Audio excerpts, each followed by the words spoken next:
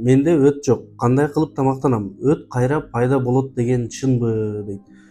Саламатсыздарбы урматтуу көрүүчүлөр, сиздер менен мен Болотбек Мамоткул, элдик дарыгер. Эми өт баштыкчасын операция кылганда кандай болот ал? Мисалы, өттү операция кылганда баштыкчаны алып салат. Баштыкча жок.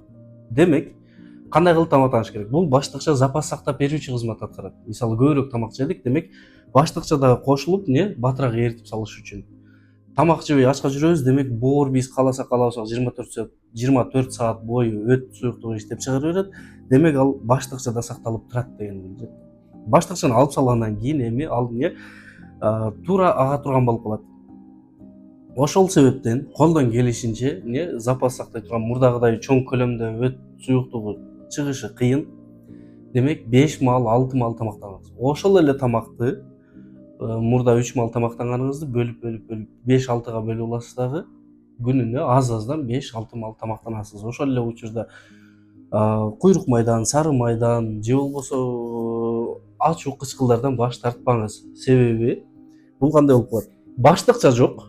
Баштыкчаны алып салган. Жалпы өт түтүкчөсү менен прямой агып атат, түз эле агып атат 12 эле Эми боор иштеп чыгарган өт суюктугу 12 эле түз куя албастан болот? Ал боордун өзүндө калып отуруп, кылат? Ал жерде майда таштарды пайда кылгандарды көрөт. Жана бул болот? Операция кылып алгандан кийин канчалык батыраак ошол кадимкидей тамакка кирсек, ошончолук жакшыраак болот.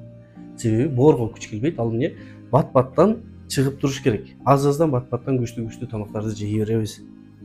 Эми баштыкча кайра пайда болот деп уктум, ошол чынбы дейт. Баштыкча пайда болот. Бул боордун ичиндеги өт тамырчаларында майда баштыкчаларды пайда кылат.